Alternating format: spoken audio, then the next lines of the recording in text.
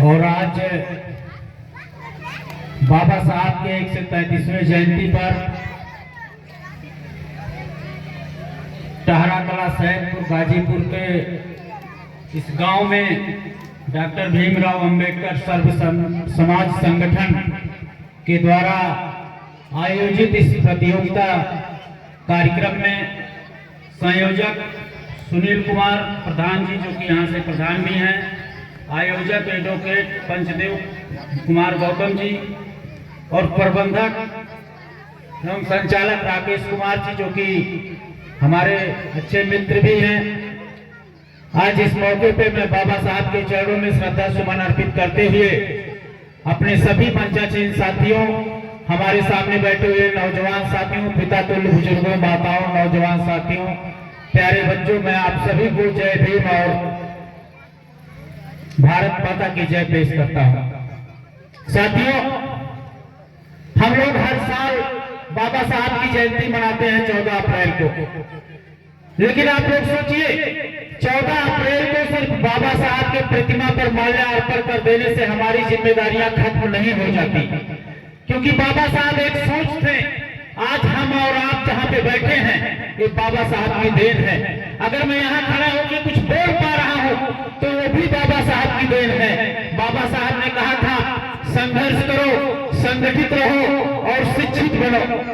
संघर्ष तो हम कर रहे हैं, हम संगठित भी हो जाते हैं, लेकिन इन सरकारों ने हमें शिक्षित नहीं होने दिया है। इन सरकारों ने हमें शिक्षित नहीं होने दिया, और शिक्षित इसलिए नहीं होने दिया क्योंकि इनको पता चल गया एक डॉक्टर भीमराव अंबेडकर सैकड़ों साल पहले पैदा हुए थे, जो एक व्यक्ति जिनके खानदान में पूरे पिछले 14 पुश्तों से उनके पूरे खानदान में कोई भी व्यक्ति कक्षा 4 से ज्यादा नहीं पढ़ पाया था।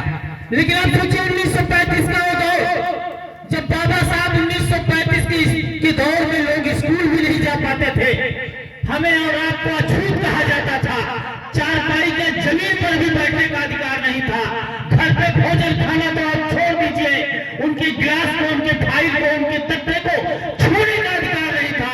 उस दौर में एक बाबा साहब जन्म लेते हैं और हिंदुस्तान की धरती से निकल कर जाते हैं, 3-3 पीएचडी की डिग्रियां लेके आते हैं, 3-3 पीएचडी की डिग्रियां लेके आते हैं। कोलंबिया यूनिवर्सिटी से अर्थशास्त्र से पीएचडी करके आते हैं। आज के डेट में अर्थशास्त्र से पीएचडी करना भी बहुत बड़ी बात है। तब के समय में तो 4-6 लोग ही अर्थशास्त्र से पीएचडी कर रहे होंगे। उस दौर में 1935 के दौर में कोलंबिया यूनिवर्सिटी से अर्थशास्त्र से डिग्री लेके आते हैं, 3-3 पीएचडी किए हुए होते हैं।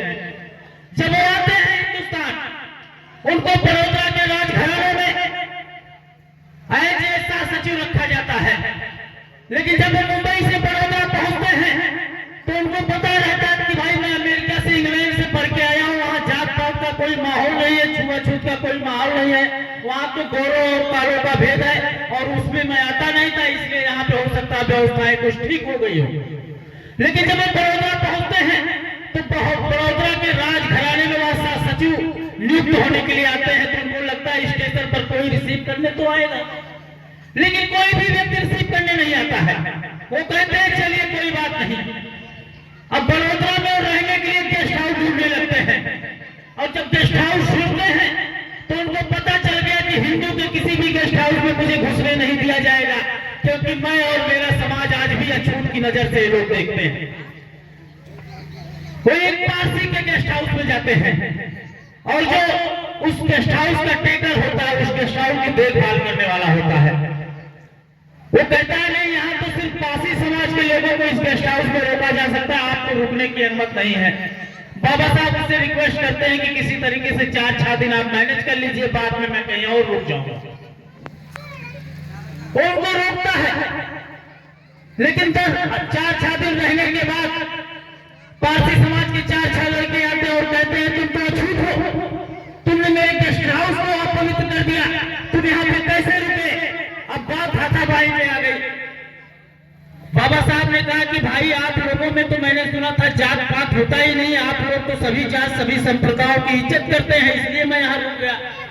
बोले नहीं, अछूतों को रुकने की इजाजत यहाँ नहीं है।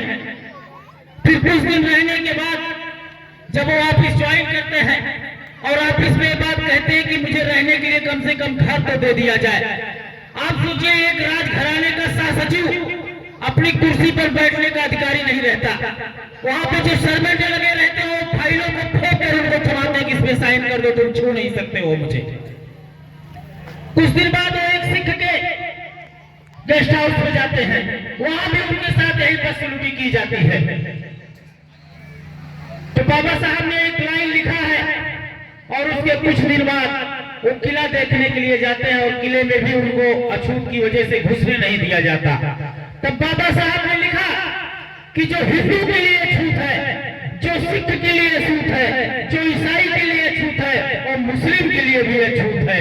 इसलिए मैं आप सभी से बताना चाहता हूँ, इन सरकारों ने हमें शिक्षित नहीं होने दिया। आप सोचिए, उस दौर में 1848 की बात कर रहा हूँ, ज्योतिबा फूले जी का। ज्योतिबा फूले जी अपने एक दोस्त, उनका एक दोस्त था, उसकी शादी थी। बोले ऐसा है तू भी आना। ज्योतिबा फूले जी कहते हैं चलो ठीक है मैं आ जाऊंगा। और जब वो शादी में जाते हैं, उनके रिश्तेदारों को, उनके घर वालों को पता चल जाता है कि ये तो अछूत व्यक्ति है। उनको जिस प्रकार से वहां से बेइज्जत किया जाता है, जिस प्रकार से उनको अपमानित करके भगाया जाता है, घर आने के बाद ज्योतिबा फूले जी ने ये संकल्प लेते हैं कि, और अंग्रेजी के अच्छे जानकार थे, अंग्रेजी की कई डिग्रियां उनके पास थी। वो संकल्प लेते हैं कि समाज को मैं 24 घंटे लगकर सुधारने का काम करूंगा। उस समय माताओं बहनों को पढ़ने की इजाजत नहीं थी, स्कूल जाने की इजाजत नहीं थी। उन्होंने सबसे पहले अपनी पत्नी को पढ़ाया और यहाँ पर तमाम हमारी छोटी छोटी बच्चियां बैठी हैं। अगर ज्योतिबा फूले ना होते तो शायद आज इनको यहाँ बैठने का अधिकार नहीं होता, इनको शायद पढ़ने का अधिकार नहीं होता। उन्होंने इस देश में पहला महिला विद्यालय खुलाने का काम किया, इसलिए मैं उनको भी श्रद्धा समर्पित करता हूँ।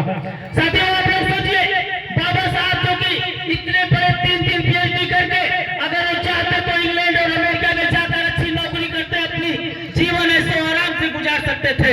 लेकिन उन्होंने कहा कि अगर मैं पैदा हुआ हूं तो इस देश को सुधार के ही जाऊंगा, इस देश के लिए काम करूंगा। और मैं आप लोगों को बता देना चाहता हूं, जिनके मन में, जिनके दिल में गलतफहमी हो कि बाबा साहब सिर्फ पिछड़ों और दलितों के नेता है, इससे बड़ी गलतफहमी उनके लिए कुछ नहीं हो सकती। बाबा साहब सर्व समाज के नेता है, बाबा साहब पूरे हिंदुस्तान के नेता है। पहली बार इस देश में जब कानून मंत्री बने बाबा साहब जब कानून मंत्री बने, उस समय पंडित जवाहरलाल नेहरू इस देश के प्रधानमंत्री थे। और बाबा साहब ने कहा, आज तमाम सरकारें कहती हैं कि हम यूनिफॉर्म सिविल कोड लाएंगे जिसमें महिलाओं को समान अधिकार दिया जाएगा। 1935 की बात है, तब से लेकर यूनिफॉर्म सिविल कोड के लिए बाबा साहब लड़ाई लड़ रहे हैं, महिलाओं को समान अधिकार दिलाने के लिए लड़ाई लड़ रहे हैं।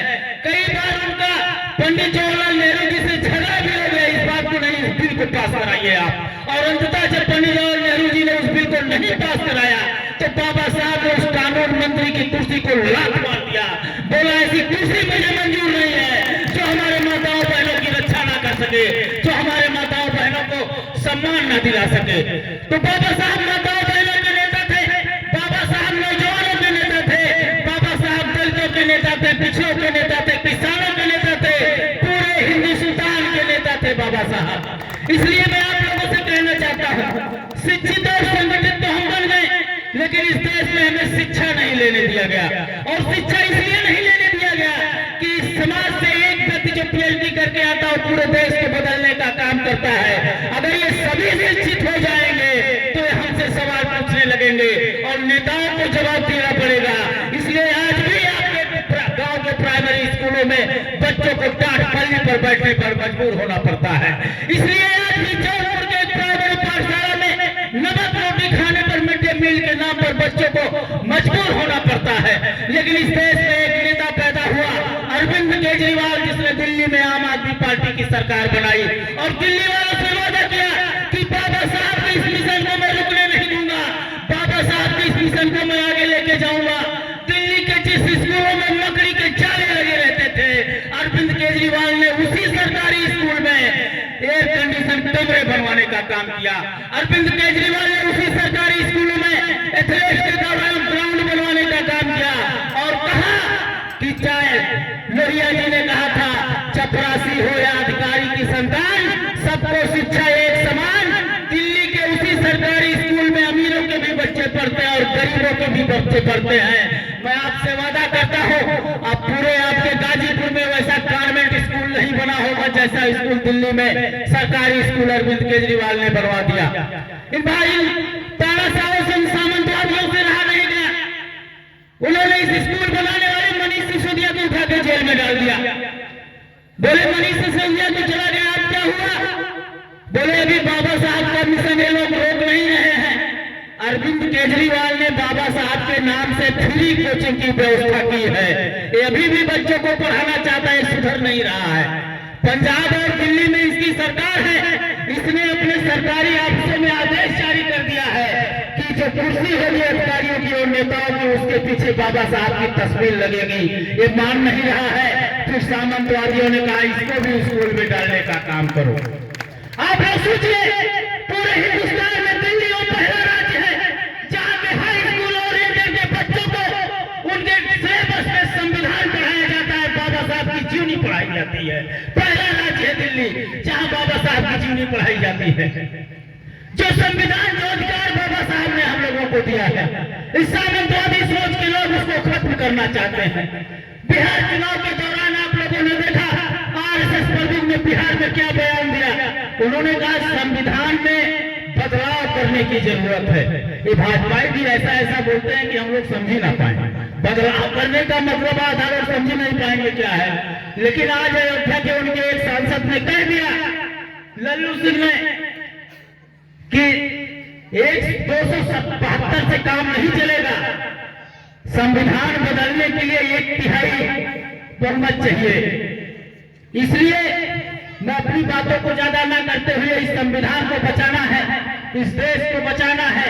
आने वाले समय में इन सामंतवादियों को, इन ताकतों को जो संविधान को खत्म करना चाहते हैं, उनको अपने वोट से चोट पहुंचाने का काम हम लोग करेंगे। आप सभी लोग इतने देर से इतने धैर्यपूर्वक सुन रहे हैं, उसके लिए मैं आप सभी को धन्यवाद करता हूं। और अंत में बाबा साहब के लिए बस मैं 2 लाइनें समर्पित करके अपनी बात को खत्म करूंगा। ये रुतबा मेरे सर को, ये रुतबा मेरे सर को तेरे संविधान से मिला है। ये रुतबा मेरे सर को तेरे संविधान से मिला है। ये सम्मान भी मुझे तेरे संविधान से मिला है। औरों को जो मिला है वो मुकद्दर से मिला होगा, औरों को जो मिला है वो मुकद्दर से मिला होगा।